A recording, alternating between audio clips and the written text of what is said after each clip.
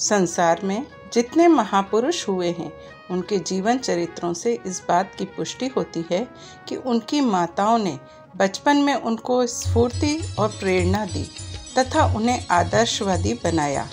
पंडित श्री राम शर्मा आचार्य जी। पुस्तक का नाम बच्चे और उनका मनोविज्ञान। पुस्तक परिचय। अक्सर यह देखने में आता है कि अपने बच्चों को लेकर माता पिता चिंतित दिखाई देते हैं। उनकी अनेकों शिकायतें होती हैं। उनका बच्चा बहुत शरारती है, वह किसी की बात नहीं मानता, आज्ञाकारी नहीं है, आदि आदि। परंतु क्या हमने कभी यह विचार किया है कि बालकों की मनोभूमि कितनी कोमल होती है? उन्हें तो जैसा वातावरण मिलेगा वे उसी अनुरूप विकसित होते जाएंगे। पुस्तक के कुछ प्रश्न। बच्चों के साथ हमारा व्यवहार कैसा हो?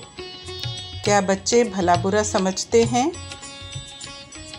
बच्चे सबका ध्यान आकर्षित करने के लिए गलत कार्य ही क्यों करते हैं? बच्चों के चरित्र सुंदर कैसे बने? बच्चों के प्रति हमारा क्या कर्तव्य तथा जिम्मेदारी है? बच्चे को बुरा कहने या उसकी तुलना दूसरे बच्चों से करने से क्या हानि होती है? बच्चे का माता पिता पर निर्भर रहने का क्या प्रभाव होता है? बच्चों में अपराध प्रवृत्ति का उपचार किस प्रकार संभव है? बच्चों की जिज्ञासाएं किस प्रकार शांत की जा सकती हैं? बच्चों को कहानियां सुनाने के क्या लाभ हैं? बच्चों में विचारों का विकास किस प्रकार होता है?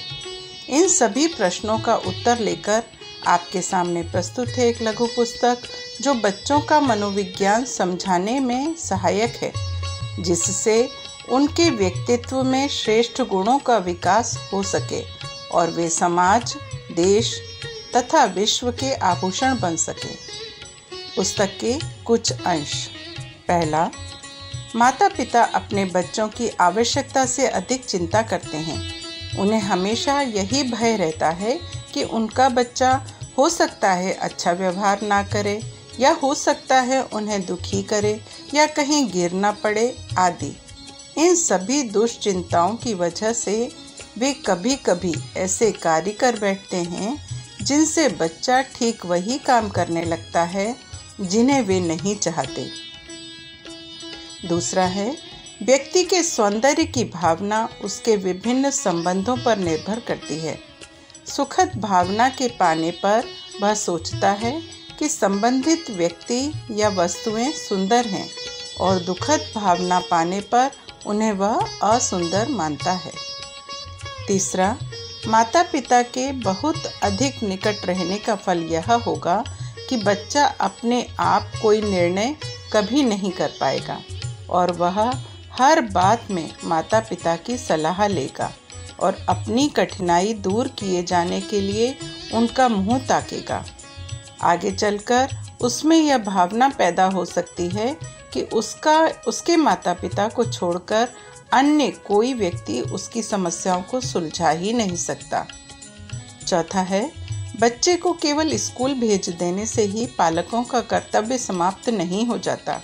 बच्चे का रुझान, उसकी अड़चनें तथा असुविधाओं को समझने की योग्यता प्रत्येक माँ बाप में होनी चाहिए, अन्यथा वे अध्यापक को सहयोग नहीं दे सकते। पांचवा, घर के विभिन्न बालकों में कुछ को कम, कुछ को अधिक प्यार करने से बालकों में परस्पर ईर्ष्या, वैमनस्य आ जाती है। जब एक लड़के की दूसरे के सामने सदा प्रशंसा की जाती है तो अप्रशंसित बालक प्रशंसित बालक की का ही नहीं वरन प्रशंसा करने वालों का भी विरोधी हो जाता है। इस विरोध में वह कुछ ऐसी चेष्टा भी कर सकते हैं जिससे उन्हें कुछ प्रशंसा मिले। इस चेष्टा में उनका व्यवहार अनैतिक हो सकता है।